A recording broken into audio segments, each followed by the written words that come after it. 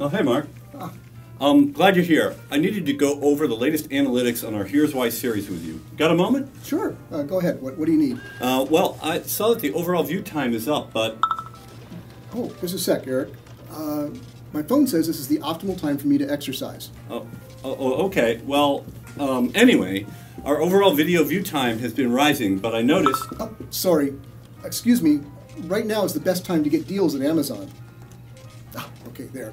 Order placed. Now, what were you saying? Oh, never mind. Wait. My phone says right now is the best time to chat with my boss. You know, there may be a best time to do a lot of things, but when it comes to posting on social media, don't use someone else's best time as yours. Here's why.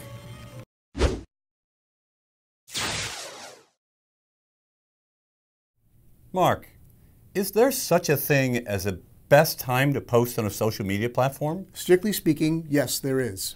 But you titled this episode, Here's Why There Is No Best Time to Post on Social Media. Yes, I did. That's because there isn't a best time. Okay, you're not making any sense. Okay, I'll stop teasing. Here's what I mean. There is not any one-size-fits-all best time to post on social media. That is, the typical recommendations you see from studies for the best time to post on various networks may not necessarily be the best times for you. Ah, okay, I see where you're going. Let's back up for a moment, though, and talk about what we mean by a best time to post. Sure, there can actually be several different best times depending on what you're measuring. For instance, one time of day may get you more impressions or more of your audience is online. Another time might be better for engagement. That makes sense. So why do you think our viewers shouldn't go with the times mentioned in typical studies? Because those studies are inevitably showing best times averaged across a lot of different accounts from many different markets. That really represents two issues where, as they say, your mileage may vary. The first is an important thing to understand about averages. Average groups typically fall into a bell curve distribution, as you see here. Now, if the horizontal axis is range of hours throughout a day, then each bar represents the accounts for whom that time is the best time for posting. You can see that the bars in the middle, the average for the group, are the tallest. So it is true that the largest groups of users experience the best time at those times of day. However, notice that there are a lot of people who fall out of the average group for either side. That is, these are accounts for whom times other than the average time is the best time. And what's more, there are actually more accounts in the earlier and later outlier groups than there are in the average groups. So chances are actually pretty good that you might be in an outlier group. Exactly. The thing is, because these studies look at large numbers of accounts and present the average, or even the mean, as the best time to post, they can't tell you which group you fall into, and so they really aren't telling you your best time to post. You said there was a second reason why these best time to post studies might give you wrong data from your own account. Yes, it's the variations among market spaces. Now, those variations can come into play in a number of ways. For example, if you're a site selling, say, getaway vacations, people might be more susceptible to your posts in the afternoon when they're a little bored at work and looking for an escape. But if you're a restaurant, well, just before lunch or dinner time might be your best times. Okay then, so what should you do to find out when your real best times to post are? Well, there's no escaping it. The only way to know is to test for yourself. But if you want accurate results, you have to set that test up carefully and be willing to exercise patience. Well, can't you just look at the metrics you already have going back a few weeks and find out from that?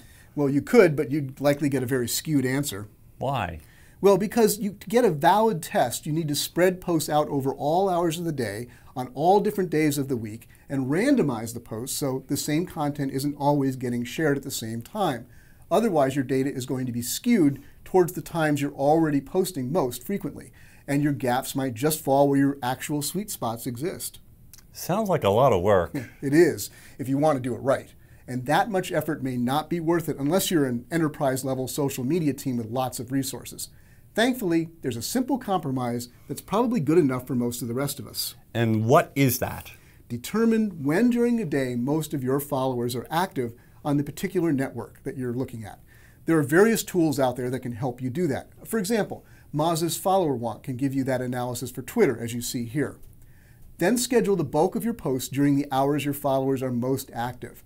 Now that increases the chances that more followers will see your posts, and you'll more likely get as much benefits as calculating your best times, as you wouldn't want to put all your posts at that one best time anyway. Okay, well, thanks for solving that problem for us, Mark. Wait, there's an even better way to approach this. And what's that? I got to give credit where credit is due, and that's to the great Jay Baer for this one. Instead of worrying about what time to post or how often to post, resolve to never post anything unless it's truly worthy of being shared and talked about.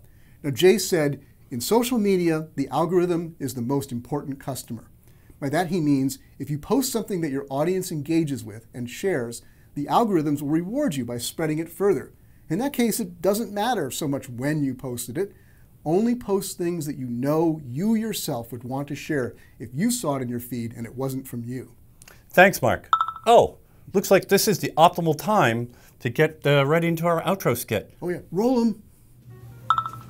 Eric, wait up. I need to talk with you. Why?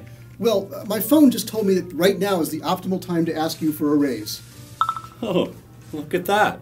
My phone's right now. It's the optimal time to ignore you.